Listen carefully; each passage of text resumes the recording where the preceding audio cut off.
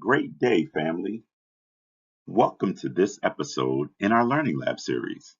Learning Labs, are we making a difference? Today, we're going to guide you through our discussion on the impact of our Learning Lab initiative.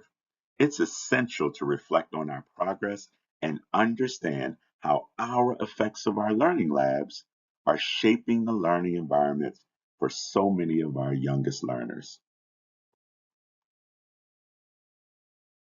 My name is Ron Drummond, and I am a school climate specialist. I'm also Learning Lab facilitator, and my esteemed co-presenter is Latasha Savoy. She is the Learning Lab and Restorative Practice Technician.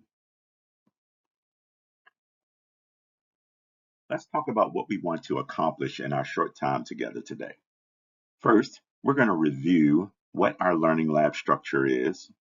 Then, we're going to share some current and previous year's data. Next, we'll engage in a little bit of analysis of this data and then talk about how you can look for areas of strength and growth for your particular learning lab. Let me introduce you to our team. That's me over to the left, Ron Drummond. Next to me is Kathy Rockefeller, the Circle Lady, the heart of our restorative practices work. Kathy has led our schools to the forefront of the state's restorative initiative. Her leadership has positioned us as a statewide model. Next to Kathy is Linda Bilbo, the detail queen. One of our exceptional elementary MTSS coaches, Linda ensures every I is dotted and every T is crossed. Her precision keeps our team grounded and on track.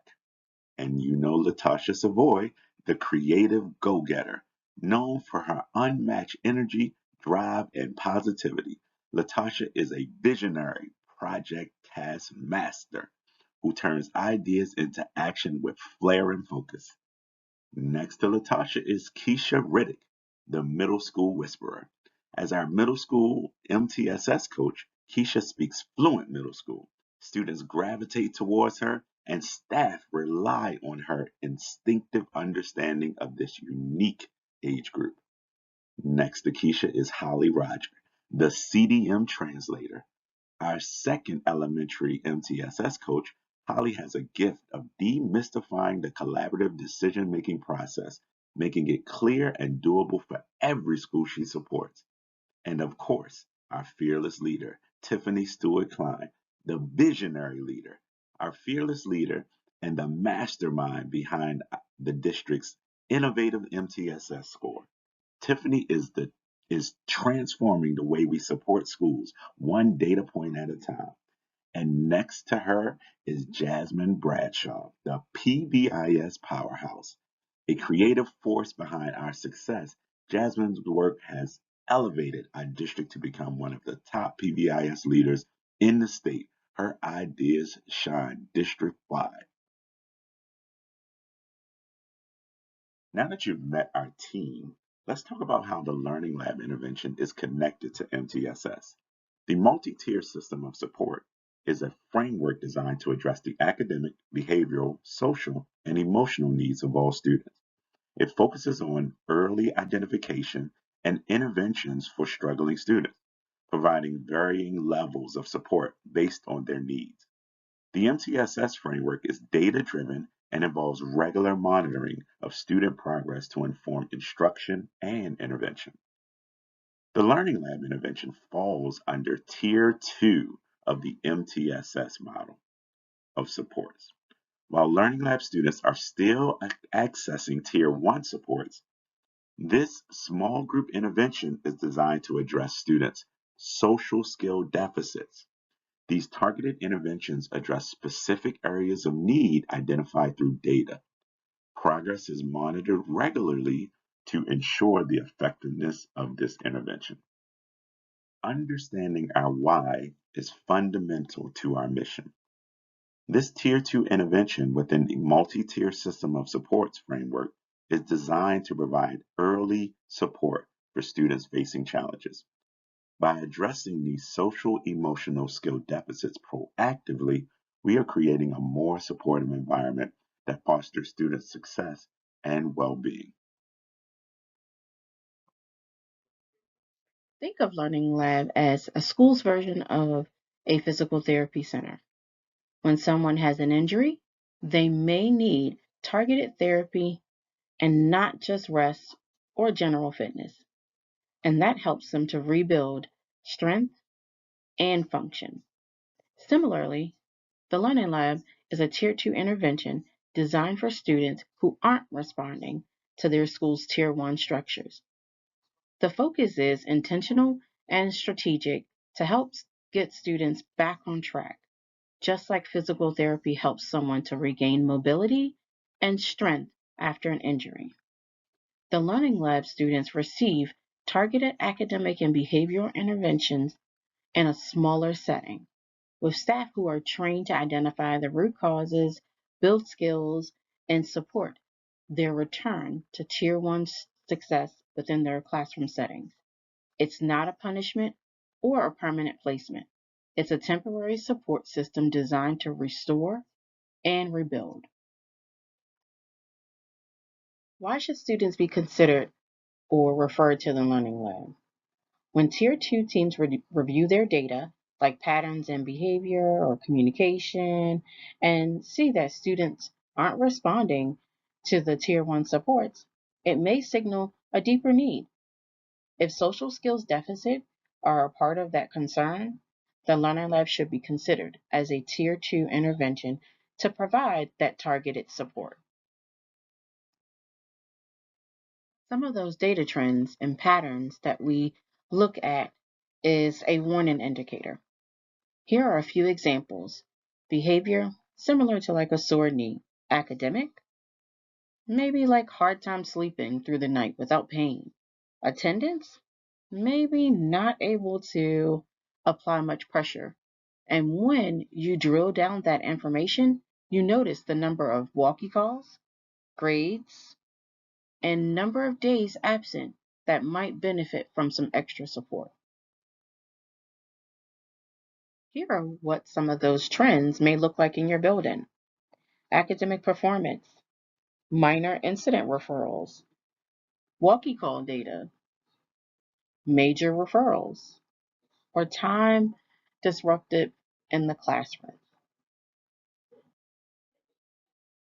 How is this done? How do schools benefit from this intervention? When we refer students to the Learning Lab, we're offering more than just a separate space. We're providing wraparound support. This includes direct social skills lessons, push into classroom support, pause strategies to de escalate, and help during those challenging moments. The goal is to meet students where they are and build the skills they need to succeed in their classroom. Just like getting a referral to the physical therapist due to a mild knee injury, students can get referred to the Learning Lab for support with social skills through their Tier 2 or 3 team meeting or CDM. How were students referred to the Learning Lab during those times? Teams would bring up a student based on their decision rules criteria. Then the team or referring teacher would complete the social skills checklist and list other behaviors they noticed during that time. Then they would give that to the Learning Lab instructor. Here is how we identify the targeted focus area skills. The Learning Lab instructor would go to different settings and observe the student's behavior. Next, share that information with the Tier 2-3 team for a team decision to enroll the student in the Learning Lab. Then the Learning Lab instructor would develop an intervention plan for the student to start. What is our proof of the effectiveness of this intervention? This intervention helps us to see students' growth through clear data points like analytics and insight, which shows us fewer discipline referrals, improved attendance, and better academic performance.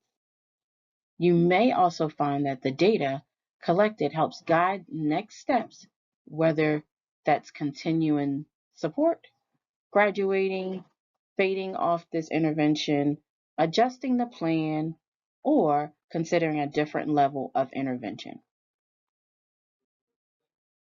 The data collected can guide meaningful conversation during the Tier 2, Tier 3 team meeting. It provides evidence when Learning Lab support is no longer meeting the student's needs. In those cases, the student may require more intensive interventions, such as FBA, 504 plan, IEP, other supports. What is what we might consider a referral to the surgical center? And just like after a knee surgery, some students may still benefit from continued physical therapy.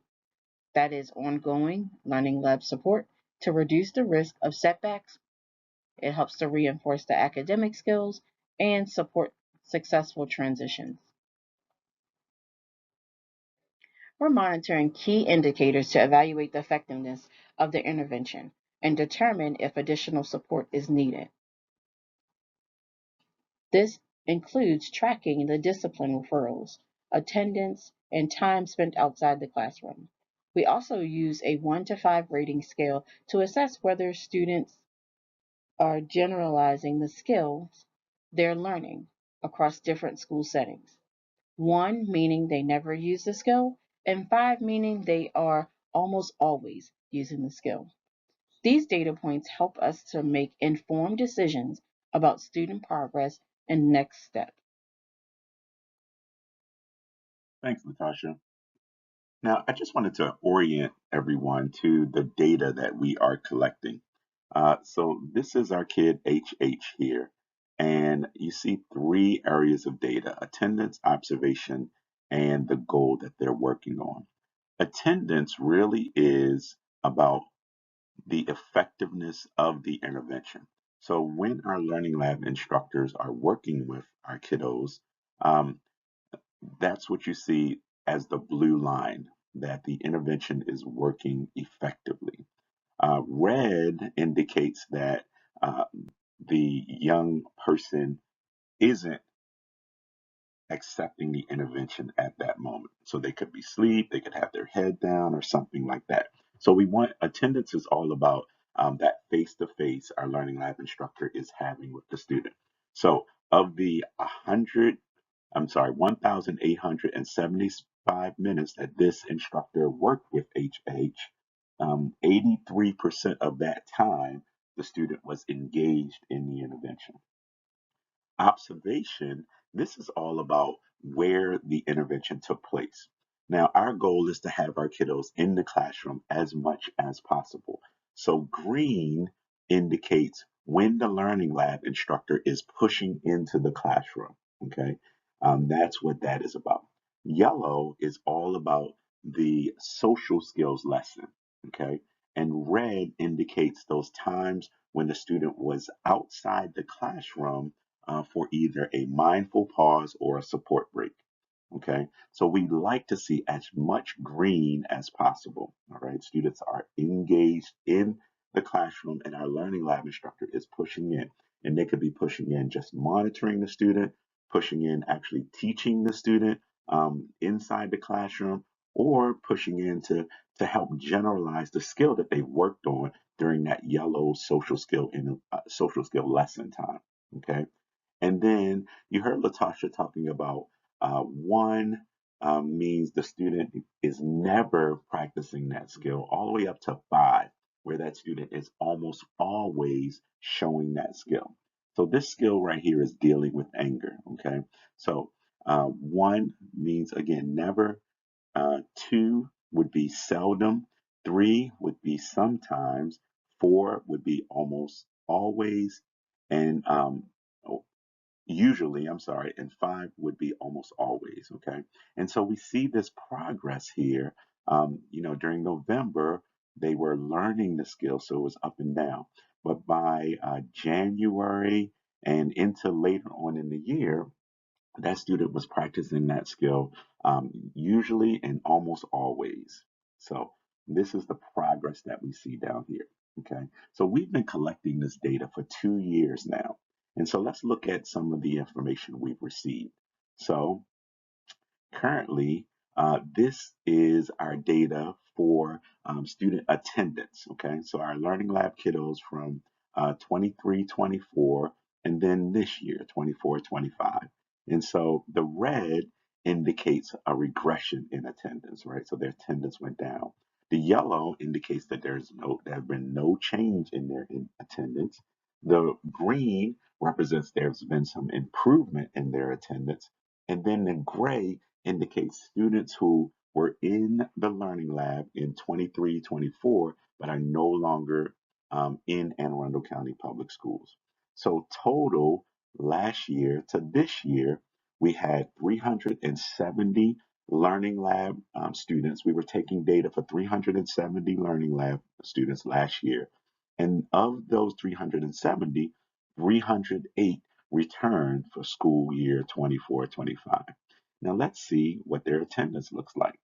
We've had 57% of our Learning Lab students improve in their attendance or had no change in their attendance, right? So if they missed 3 days during 23, 24, they only missed 3 days, 24, 25.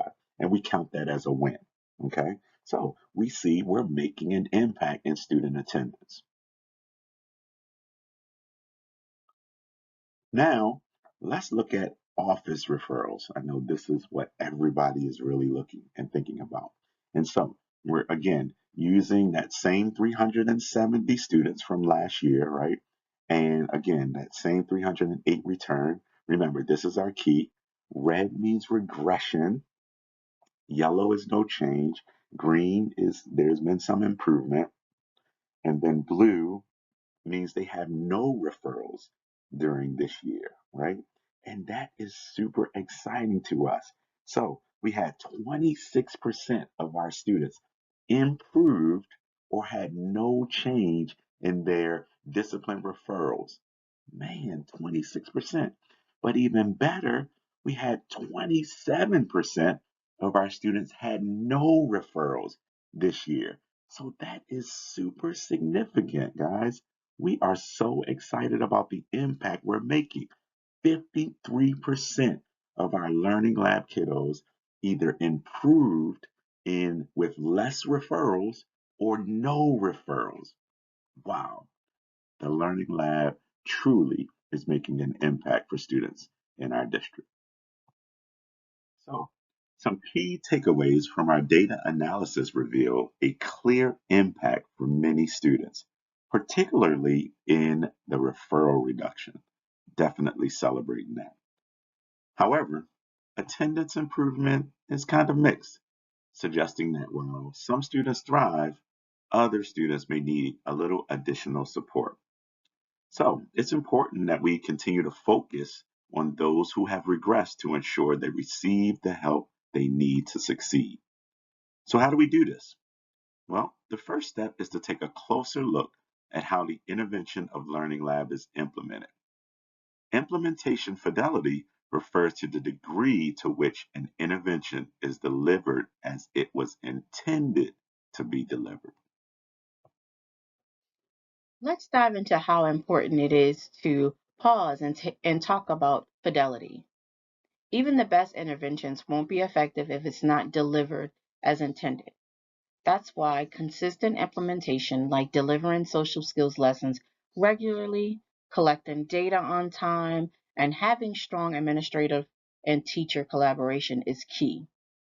Fidelity ensures that students experience the support they need across all settings and not just in the Learning Lab. Fidelity in our program is essential for achieving effective outcomes.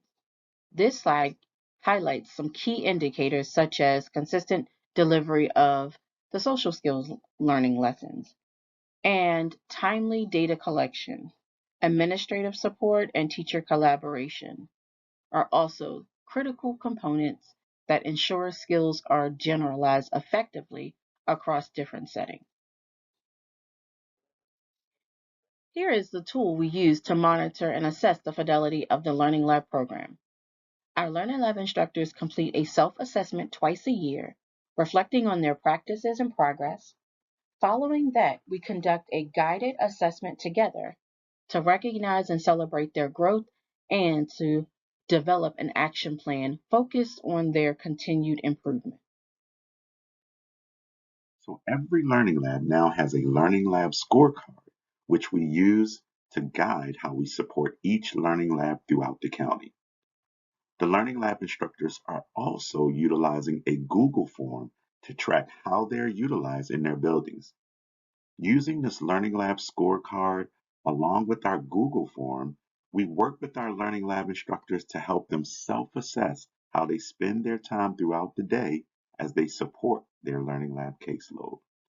With the Learning Lab scorecard, the Google data showing how the instructor is utilizing the building, along with caseload, student attendance, and referral data, we can now start to see if there are correlations between our intervention and student success. We can find patterns of success, areas for improvement, and start to identify best practices around the county with data to support. Now let's look at one school in particular around the county. So for this school, we see the different time slots during the day, and green represents learning lab work. So we can see lots of learning lab work happening. Now, orange represents some coverage, and we see there's some coverage in the middle of the day, probably lunchtime. And then at the end of the day, we see lots of coverage as well. And for this particular learning lab, they have a perfect learning lab scorecard. Now let's see what the data looks like for their kiddos. Now let's look at their student data. So let me orient you to the graph. Up top, we have the referral data graph, okay? And so there are 9 students on their caseload, and it looks like we have 2 students, student 8 and student 9. They are new to the building, so they only show the referrals from this year. Now, if you look at students 1, 2, 3, and 4, we see the number of referrals. For student 1, they had 7 referrals last year, and now just 1 referral this year. So for students 2, 3, and 4, they had 9 referrals last year, and each of those students only 2 referrals this year. So we see the referral data went down significantly. And now let's look at their attendance data. And we see in most student cases, we see rises in their attendance percentage.